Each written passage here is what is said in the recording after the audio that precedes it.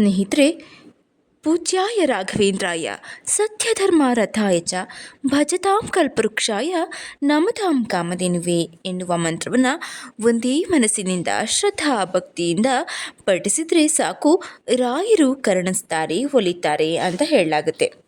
ಕಲಿಯುಗದ ಕಾಮಧೇನು ಬೇಡಿದ ವರಗಳನ್ನು ನೀಡುವಂತಹ ಕರುಣಾಮಯಿ ನಮ್ಮ ರಾಘವೇಂದ್ರ ಸ್ವಾಮಿಗಳು. ಇಂದಿನ ಕಲಿಯುಗದಲ್ಲಿ ಭಕ್ತರನ್ನು ಉದ್ಧರಿಸ್ತಾ ಇರುವಂತಹ ಮಹಾನ್ ಪುರುಷ ಅಂತಹ ರಾಘವೇಂದ್ರ ಸ್ವಾಮಿಗಳ ವರ್ಧಂತಿಯ ಸುಸಂದರ್ಭದಲ್ಲಿ ನಾವಿದ್ದೀವಿ. ಈ ಒಂದು ಸಮಯದಲ್ಲಿ ಈ ರಾಯರು ಯಾವ ರೀತಿ ಜನ್ಮವನ್ನು ಪಡೆದ್ರು, ಹಿಂದಿನ ಜನ್ಮಗಳಲ್ಲಿ ಯಾವ ಅವತಾರವನ್ನು ಪಡೆದಿದ್ರು ಅಂತಾನು ತಿಳ್ಕೊಳ್ಬೇಕಾಗತ್ತೆ. ವರ್ಧಂತಿ ಅಂದರೇನು? ಅಭಿವೃದ್ಧಿ ಅಥವಾ ಬೆಳವಣಿಗೆ. ಯಾವುದೇ ಒಬ್ಬ ಗುರುಗಳ ಜನ್ಮದಿನ ಆಚರಣೆ ಮಾಡೋದಿಲ್ಲ, ಆದರೆ ರಾಯರ ಜನ್ಮದಿನವನ್ನು ವರ್ಧಂತಿಯಾಗಿ ಆಚರಿಸಲಾಗುತ್ತೆ. ಈ ದಿನ ಮಾಡಿದಂತಹ ಪೂಜಾ ಪುನಸ್ಕಾರಗಳು ನೇರವಾಗಿ ರಾಯರಿಗೆ ತಲುಪುತ್ತೆ ಅನ್ನೋದು ನಂಬಿಕೆ. ಅಷ್ಟೇ ಅಲ್ಲದೆ ನಮ್ಮ ಜೀವನ ಅಭಿವೃದ್ಧಿಯತ್ತ ಮುಖ ಮಾಡುತ್ತೆ, ಬೆಳವಣಿಗೆಯನ್ನು ನಾವು ಕಾಣಬಹುದು ಅನ್ನೋದು ರಾಯರ ವರ್ಧಂತಿಯ ಸಂಕೇತ. ರಾಯರ ಜನ್ಮದಿನವನ್ನು ಬಹಳ ವಿಜೃಂಭಣೆಯಿಂದ ಅನೇಕ ಮಠಗಳಲ್ಲಿ ಮಾಡಲಾಗುತ್ತೆ. ಅದರಲ್ಲೂ ಮಂತ್ರಾಲಯದಲ್ಲಂತೂ ಕೇಳುವುದೇ ಬೇಡ ಬಿಡಿ. ರಾಯರ ವರ್ಧಂತಿಯನ್ನು 8 ದಿನ ಮುಂಚಿತವಾಗಿ ಪ್ರಾರಂಭಿಸ್ತಾರೆ. ಸ್ನೇಹಿತರೆ, ಈ ಒಂದು ಸಂದರ್ಭದಲ್ಲಿ ವ್ರತಗಳನ್ನು ಕೂಡ ಮಾಡ್ತಾರೆ. 5 ದಿನ, 7 ದಿನ ಹೀಗೆ ಅವರ ಕೈಲಾದಷ್ಟು ದಿನ ವ್ರತಗಳನ್ನು ಮಾಡಿ ರಾಯರ ಕೃಪೆಗೆ ಪಾತ್ರರಾಗ್ತಾರೆ. ಸ್ನೇಹಿತರೆ, ಇಷ್ಟೆಲ್ಲ ಒಂದು ಮಹತ್ವವನ್ನು ಪಡೆದಿರುವಂತಹ ರಾಘವೇಂದ್ರ ಸ್ವಾಮಿಗಳು ಹಿಂದಿನ ಜನ್ಮದಲ್ಲಿ ಯಾವ ಅವತಾರವನ್ನು ಪಡೆದಿದ್ರು ಅಂತ ತಿಳಿದುಕೊಳ್ಳಲೇಬೇಕಾಗತ್ತೆ.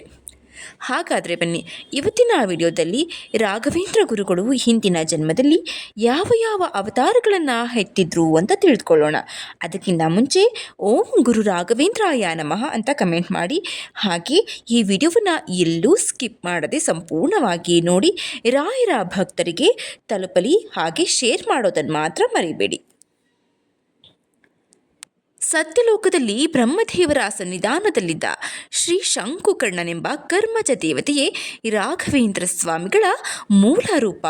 ಚತುರ್ಮುಖ ಬ್ರಹ್ಮದೇವನ ಪೂಜಾ ಕೈಂಕರ್ಯಕ್ಕೆ ತುಳಸಿ ಪುಷ್ಪಗಳನ್ನು ಒದಗಿಸೋದು ಶ್ರೀ ಶಂಕುಕರ್ಣನ ನಿತ್ಯ ಕಾಯಕವಾಗಿರುತ್ತೆ. ಭಗವತ್ ಕಾರ್ಯ ಸಾಧನೆಗಾಗಿ ಶ್ರೀ ಶಂಕುಕರ್ಣನೆಂಬ ಅಕರ್ಮಜ ದೇವತೆಯು ಯಾವ ರೀತಿ ಅನುಗ್ರಹ ಪಡಿತಾನಂದರೆ, ಸಾಕ್ಷಾತ್ ಬ್ರಹ್ಮದೇವನ ಪೂಜೆಯೆಂದರೆ ಸಾಮಾನ್ಯವೇ? ಶ್ರೀಹರಿಯೇ ಪ್ರತ್ಯಕ್ಷವಾಗಿ ಪೂಜೆಯನ್ನು ಸ್ವೀಕರಿಸೋದು ನಿಜವಾಗಿಯೂ ಆಶ್ಚರ್ಯ, ಆದರೂ ನಿಜ. ಬ್ರಹ್ಮದೇವರು ಮನಸ್ಸಿನಲ್ಲಿ ಯಾವ ಅವತಾರವನ್ನು ಚಿಂತಿಸಿದರೂ ಆ ರೂಪದಿಂದಾನೇ ಪ್ರತ್ಯಕ್ಷನಾಗಿ ಸಾಕ್ಷಾತ್ ಶ್ರೀಹರಿಯೇ ಬಂದು ಅವರ ಪೂಜೆಯನ್ನು ಸ್ವೀಕರಿಸ್ತಾ ಇರ್ತಾರೆ. ಇದು ಬ್ರಹ್ಮದೇವರು ಮಾಡುವಂತಹ ಪೂಜಾ ವೈಖರಿ. ಇದರಿಂದ ಅವರಿಗೆ ಪರಮಾತ್ಮನ ಅನುಗ್ರಹ ಹೇಗಿತ್ತೆಂದು ನಾವು ಊಹಿಸಿಕೊಳ್ಳಬಹುದು. ಅಂದೊಂದು ದಿನ ಪೂಜೆಗಾಗಿ ಪುಷ್ಪಗಳನ್ನು ಶಂಕುಕರ್ಣನು ಯಥಾ ಪ್ರಕಾರ ಒದಗಿಸ್ತಾ ಇರ್ತಾನೆ. ಒಂದು ವಿಚಿತ್ರ ನಡೆಯುತ್ತೆ. ಅಂದು ಶ್ರೀರಾಮರೂಪವನ್ನು ಸಾಕ್ಷಾತ್ ಬ್ರಹ್ಮದೇವರು ಪೂಜಿಸ್ತಾ ಇದ್ದಾರೆ. ಆ ರೂಪವನ್ನು ನೋಡಿ ಶಂಕುಕರ್ಣನ ಮನದಲ್ಲಿ ಆಶ್ಚರ್ಯ. ತಾನು ಆ ಮೂರ್ತಿಯನ್ನು ಪೂಜಿಸಿದರೆ ಹೇಗಿರುತ್ತೆ ಎಂಬ ಯೋಚನೆ, ಆಸೆ. ತಕ್ಷಣ ಆತನ ಅಂತರ್ಯದ ಆಲೋಚನೆಯನ್ನು ತಿಳಿತಾರೆ ಬ್ರಹ್ಮದೇವರು. ಈ ರೀತಿ ಆಸೆಪಟ್ಟ ನೀನು ಮುಂದೆ ಭೂಮಿಯಲ್ಲಿ ಅವತರಿಸಿ ಈ ನನ್ನ ಮನೋಮೂರ್ತಿಯಾದ ರಾಮನ ಪೂಜೆಯನ್ನು ಮಾಡಿ ನಿನ್ನ ಬಯಕೆಯನ್ನು ತೀರಿಸಿಕೋ ಅಂತ ಹೇಳ್ತಾರೆ. ತಕ್ಷಣವೇ ವಿಶ್ವಕರ್ಮ ಅಂದರೆ ದೇವಶಿಲ್ಪಿಯಾದ ವಿಶ್ವಕರ್ಮನನ್ನು ಕರೆಸಿ ತನ್ನ ಮನೋಮೂರ್ತಿಯಾದ ಶ್ರೀರಾಮಚಂದ್ರ ಮೂರ್ತಿಯನ್ನು ಪ್ರತಿಷ್ಠಾಪಿಸಿಕೊಳ್ಳಲು ಅಂದರೆ ವಿಶ್ವಕರ್ಮನನ್ನು ಕರೆಸಿ ಅದನ್ನು ತಾಮ್ರದಲ್ಲಿ ನಿರ್ಮಿಸುವಂತೆ ಅಪ್ಪಣೆಯನ್ನು ಮಾಡ್ತಾರೆ.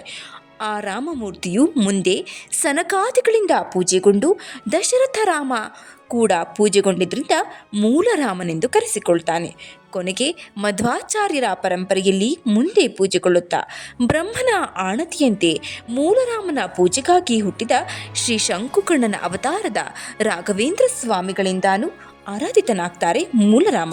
ಆ ಶಂಕುಕರ್ಣನ ಶ್ರೀರಾಮನ ಪೂಜೆಯಲ್ಲಿ ನೆಪದಲ್ಲಿ ವಿಷ್ಣು ಸರ್ವೋತ್ತಮ ತತ್ವವನ್ನು ಲೋಕದಲ್ಲಿ ಸಾರುವ ಅವಕಾಶ ದೊರೆತು ಭೂಮಿಯಲ್ಲಿ ತೆಗೆದುಕೊಂಡ ಅವತಾರಗಳೆಲ್ಲ ವಿಷ್ಣು ಭಕ್ತನಾಗಿ ಕೃತಕೃತ್ಯನಾಗಿದ್ದು ಭಗವಂತನ ಲೀಲೆ ಎನ್ನಬಹುದೇ ಹೊರತು ಮತ್ತೇನು.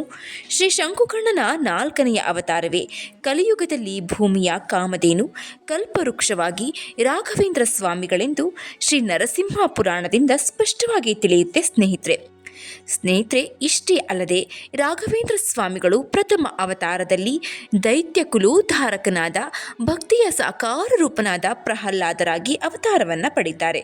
ಭಕ್ತಿ ಎಂದರೇನು, ಅದರ ಪ್ರಭಾವ ಹೇಗಿರುತ್ತೆ, ಸಕಲ ಸಜ್ಜನ ಸಮೂಹಕ್ಕೆ ಭಕ್ತಿಯ ಸ್ವರೂಪವನ್ನು ತೋರಿಸಿಕೊಡ್ತಾರೆ. ಗರ್ಭದಲ್ಲಿರುವಾಗಲೇ ಹರಿಯ ಪರಮ ಭಕ್ತರಾದ ನಾರದ ಮಹರ್ಷಿಗಳಿಂದ ಉಪದೇಶವನ್ನು ಪಡಿತಾರೆ.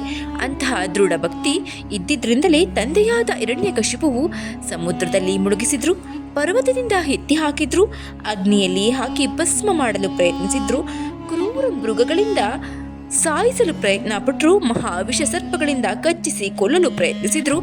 ಪ್ರಹ್ಲಾದನನ್ನ ಯಾವ ಶಕ್ತಿಯೂ ಕೊಲ್ಲಲು ಸಾಧ್ಯವಾಗೋದಿಲ್ಲ. ಕೊನೆಗೆ ರೋಸಿ ಹೋದಂತಹ ಮಹಾ ವಿಷವನ್ನ ತಾಯಿಯಿಂದಲೇ ಕುಡಿಸುವಂತೆ ಹಿರಣ್ಯಕಶಿಪು ಆಜ್ಞೆ ಮಾಡ್ತಾನೆ. ಆ ಮಹಾ ವಿಷವನ್ನ ಕುಡಿದ್ರೂ ಕೂಡ ಪ್ರಹ್ಲಾದನ ಸ್ವಲ್ಪವೂ ಏನು ಮಾಡೋದಕ್ಕೆ ಸಾಧ್ಯವಾಗಲ್ಲ. ಆಗ ಈ ಹಿರಣ್ಯಕಶಿಪು ಪ್ರಹ್ಲಾದನನ್ನ ದಂಡಿಸಬೇಕೆಂದು ಗಟ್ಟಿಯಾಗಿ ಹಿಡಿದುಕೊಂಡು ನಿನ್ನ ಹರಿ ಎಲ್ಲೆಲ್ಲಿ ಇರುವನು ಎಂದು ಕೇಳಿದಾಗ ಎಲ್ಲ ಕಡೆ ಇರುವನು ನನ್ನ ಹರಿ ಎಂದು ಹೇಳ್ತಾನೆ. ಆಗ ಅಲ್ಲಿ ಇದ್ದಂತಹ ಕಂಬವನ್ನ ಕಾಲಿನಿಂದ ಒದ್ದಾಗ ಪ್ರಹ್ಲಾದ ಕರೆದಿದ್ದಕ್ಕಾಗಿ ಶ್ರೀಹರಿ ಪ್ರತ್ಯಕ್ಷನಾಗ್ತಾನೆ. ಅರ್ಧ ಮನುಷ್ಯ ಅರ್ಧ ಮೃಗರೂಪದಿಂದ ತನ್ನ ಎಲ್ಲ ಕಡೆ ಇದ್ದದ್ದು ಭಕ್ತರು ಕರೆದರೆ ಬರುವೆನೆಂದು ತೋರಿಸಿ ನರಸಿಂಹ ರೂಪನಾಗಿ ಕಂಬದಿಂದ ಹೊರಬರ್ತಾನೆ. ಪ್ರಹ್ಲಾದನಿಗಾಗಿ ಅವನ ತಂದೆ ಮಹಾದೈತ್ಯನಾದ ಹಿರಣ್ಯಕಶಿಪುವಿನ ಹೊಟ್ಟೆಯನ್ನ ಬಗೆದು ಕರುಳನ್ನ ಮಾಲೆಯಾಗಿ ಧರಿಸಿ ಸಂಹಾರ ಮಾಡ್ತಾನೆ. ಈ ಪ್ರಹ್ಲಾದನ ನಂತರ ಭಕ್ತರು ಇನ್ನು ಎಷ್ಟು ಮಂದಿ ಇವರ ಹೊಟ್ಟೆಯಲ್ಲಿ ಇದ್ದಾರೋ ನೋಡೋಣ ಎಂದು ನರಸಿಂಹ ರೂಪನಾದ ಶ್ರೀಹರಿಯು ಹಿರಣ್ಯಕಶಿಪುವಿನ ಹೊಟ್ಟೆಯನ್ನು ಸೀಳಿದನೇನೋ ಎನ್ನುವಂತೆ ಇತ್ತು ಆ ದೃಶ್ಯ ಅಂತ ಹೇಳಲಾಗುತ್ತೆ. ಹೀಗೆ ಪ್ರಹ್ಲಾದ ರಾಜರಾಗಿ ಶಂಕುಕರ್ಣ ಜನ್ಮವನ್ನ ತಾಳ್ತಾರೆ. ಶಂಕುಕರ್ಣ ಪ್ರಹ್ಲಾದನಾಗಿ, ಭೈಲೀಕ ರಾಜನಾಗಿ, ವ್ಯಾಸರಾಜರಾಗಿ, ಕೊನೆಗೆ ಕಲಿಯುಗದ ಕಾಮಧೇನು ಶ್ರೀ ಗುರು ರಾಘವೇಂದ್ರ ಸ್ವಾಮಿಗಳಾಗಿ ಅವತಾರವನ್ನ ತಾಳ್ತಾರೆ. ತಿಮ್ಮಣ್ಣ ಭಟ್ಟ ಮತ್ತು ಗೋಪಿಕಾಂಬ ದಂಪತಿಗಳ ಗರ್ಭದಲ್ಲಿ ಕಲಿಯುಗದ ಕಾಮಧೇನು ರಾಘವೇಂದ್ರ ಸ್ವಾಮಿಗಳ ಅವತಾರವಾಗುತ್ತೆ. ಅವರ ಪೂರ್ವಾಶ್ರಮದ ಹೆಸರು ವೆಂಕಟನಾಥ. ಹೀಗೆ ಒಂದೊಂದು ಅವತಾರವನ್ನ ಎತ್ತುತ್ತಾ ಧರ್ಮ ಸಂಸ್ಥಾಪನೆ ಮಾಡುತ್ತಾ ಭಕ್ತರನ್ನು ಆಶೀರ್ವದಿಸುತ್ತಾ ದೀನ ದಯಾಳುಗಳನ್ನು ಆಶೀರ್ವದಿಸುತ್ತಾ ಗುರುಗಳು ಇಂದಿಗೂ ಕಲಿಯುಗದ ಕಾಮಧೇನುವಾಗಿ ಬೇಡಿದ ವರಗಳನ್ನು ನೀಡುವಂತಹ ಕರುಣಾಮಯಿಯಾಗಿ ಕಲ್ಪವೃಕ್ಷದಂತೆ ಜನಗಳನ್ನು ಸಲಹುತ್ತಾ ಇದ್ದಾರೆ. ಭಕ್ತಾದಿಗಳನ್ನು ತಮ್ಮತ್ತ ಕೈ ಬೀಸಿ ಕರೀತಾ ಇದ್ದಾರೆ. ಅನೇಕ ರೋಗ ರುಜಿನಗಳು ರಾಯರ ಮಂತ್ರಾಕ್ಷತೆ ಮೃತ್ತಿಕಾ ಪ್ರಸಾದದಿಂದಾನೇ ಗುಣಪಡಿಸಲ್ಪಟ್ಟಿರೋದು ವಿಶೇಷವಾಗಿದ್ದರೂ ಕೂಡ ಇದು ಆಶ್ಚರ್ಯಪಡಬೇಕಾದ ಸಂಗತಿಯೇ. ಅನೇಕ ಕಾಯಿಲೆಗಳನ್ನು ರಾಯರ ಮಂತ್ರಗಳೇ ವಾಸಿ ಮಾಡಲ್ಪಟ್ಟಿವೆ. ರಾಯರ ಪವಿತ್ರವಾದ ಓಂ ಗುರು ರಾಘವೇಂದ್ರಾಯ ನಮಃ ಎನ್ನುವ ಮಂತ್ರ, ರಾಯರ ಗಾಯತ್ರಿ ಮಂತ್ರ, ಈ ಎಲ್ಲ ಮಂತ್ರಗಳು ರಾಯರ ಭಕ್ತರನ್ನು ಉದ್ಧರಿಸ್ತಾ ಇದ್ದಾವೆ. ಅಂತಹ ಪವಿತ್ರವಾದ ಕಲಿಯುಗದ ಕಾಮಧೇನು ರಾಯರ ಜನ್ಮ ಮಹೋತ್ಸವ 2026 ಫೆಬ್ರವರಿ 24ರಂದು ಬಂದಿದೆ. ಸ್ನೇಹಿತರೆ, ಈ ದಿನ ವಿಶೇಷವಾದ ಪೂಜಾ ಪುನಸ್ಕಾರಗಳು ಪ್ರತಿಯೊಂದು ಮಠದಲ್ಲೂ ನಡೆಯುತ್ತವೆ. ಹಾಗೆ ಮನೆಯಲ್ಲೂ ಕೂಡ ರಾಯರ ಫೋಟೋ ವಿಗ್ರಹವನ್ನು ಇಟ್ಟು ವಿಶೇಷವಾದ ಪೂಜಾ, ಉಪವಾಸ, ಮಂತ್ರ ಜಪ ಹಾಗೂ ಇತರ ದಾನ ಧರ್ಮಗಳನ್ನು ರಾಯರ ಹೆಸರಿನಲ್ಲಿ ಮಾಡಿದ್ರೆ ಸಕಲ ಇಷ್ಟಾರ್ಥವೂ ನಡೆಯುತ್ತೆ ಅಂತ ಹೇಳಲಾಗುತ್ತೆ. ಸ್ನೇಹಿತರೆ, ಓಂ ಗುರು ರಾಘವೇಂದ್ರಾಯ ನಮಃ ಅಂತ ಕಮೆಂಟ್ ಮಾಡೋದನ್ನು ಮಾತ್ರ ಮರೆಯಬೇಡಿ. ಧನ್ಯವಾದಗಳು.